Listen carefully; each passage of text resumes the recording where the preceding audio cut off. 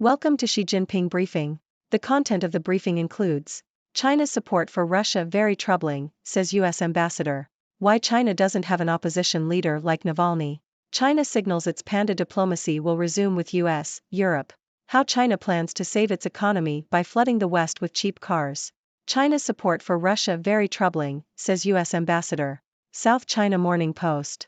The American ambassador to China, Nicholas Burns, has criticized China's support for Russia, describing it as very troubling as Western countries increase pressure on China to do more to end the war in Ukraine. Burns expressed disappointment that China continues to provide political and diplomatic support to Russia, particularly as the two-year anniversary of the invasion of Ukraine approaches.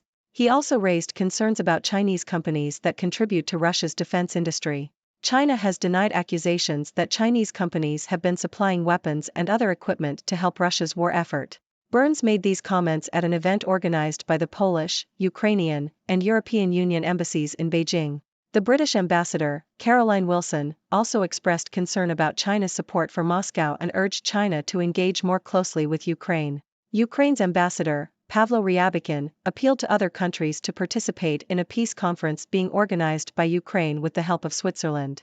Why China doesn't have an opposition leader like Navalny. Diplomat. The recent death of Russian democracy activist Alexei Navalny has sparked discussion among Chinese citizens about the lack of a similar hero in China. Despite government propaganda portraying Navalny as a criminal, many in China were deeply touched by his vision, conviction, and courage. However, there are significant differences between the repressive systems in Russia and China. Both countries were rated as not free by Freedom House, but China received a lower score for political rights and civil liberties. Navalny rose to prominence in Russia through his leadership in anti-government protests, his anti-corruption foundation, and his charismatic online presence. None of these activities would be viable in China given the total control of institutions by the Chinese Communist Party, the pervasive security apparatus, and the ban on unauthorized private donations. The CCP prioritizes the suppression of any form of association that could build capacity for a protest movement. Digital surveillance has made it even more difficult to escape the CCP's watchful eyes. Despite the lack of a well-known leader, the Chinese public's yearning for freedom remains, and they continue to hope for unlikely heroes. China signals its panda diplomacy will resume with US, Europe. Bloomberg. China plans to renew its panda diplomacy efforts with the US and other countries after bringing back pandas that it had loaned to foreign zoos. The country's wildlife agency has reached an agreement with the San Diego Zoo in California and the Madrid Zoo in Spain for a new round of international cooperation on panda conservation. The first pair of pandas could arrive in San Diego by late summer. China is also discussing renewing its cooperation with Washington, D.C.'s National Zoo and Austria's Schönbrunn Zoo. The move is part of China's effort to improve relations with the West.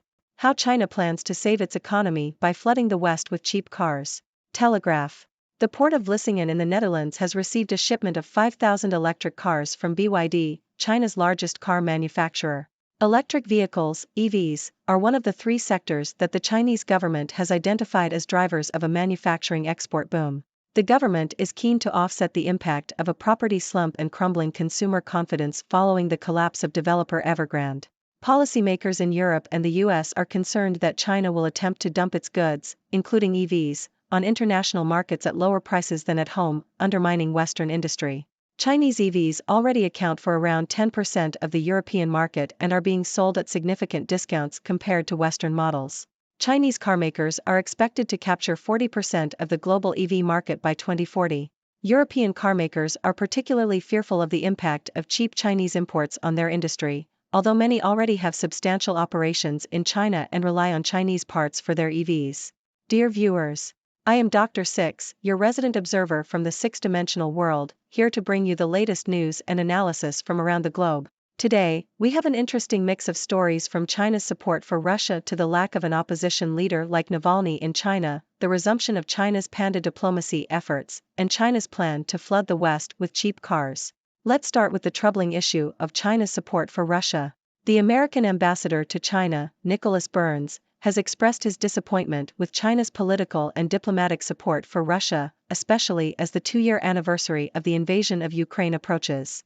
China has denied allegations of supplying weapons to Russia, but concerns remain. While it is important for countries to maintain good relations, it is also crucial to hold them accountable for their actions. Moving on, we explore the lack of an opposition leader like Navalny in China. Despite government control and restrictions, the Chinese public still yearns for freedom and looks up to unlikely heroes. It is a reminder that the desire for change and democracy exists even in the most repressive systems.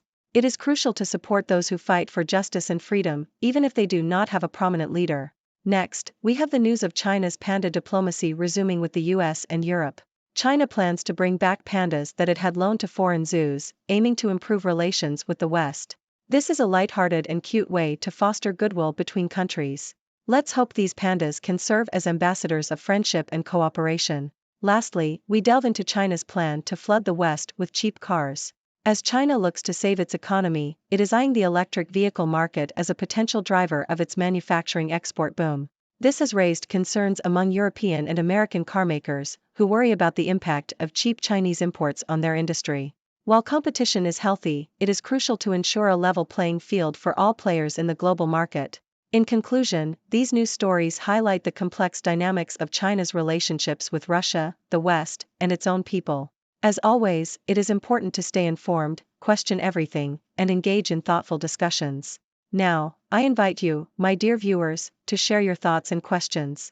What do you make of China's support for Russia? How do you feel about the lack of an opposition leader in China? And what are your views on China's panda diplomacy and its plan to flood the West with cheap cars? The floor is yours. Thank you for tuning in. The content above showcases the latest briefing reports and analytical synopses, thoughtfully curated by the 6Do team. These insights stem from a wide array of reputable media outlets, think tanks, government sources, and specialized experts worldwide. We encourage you to explore these sources for a comprehensive perspective. Keep in mind that while the content may not always align with the official standpoint of 6Do Brief, it's not meant to be taken as absolute directives for decision-making. Comprising seasoned media professionals, learned scholars, and accomplished scientists, the 6Do team embodies a trailblazing, fully independent media entity. To customize 6Do Brief to meet your professional needs, you have the option to subscribe to a diverse array of briefings on our website, 6dobrief.com. Regardless of your location, you can conveniently receive 6Do Brief via email.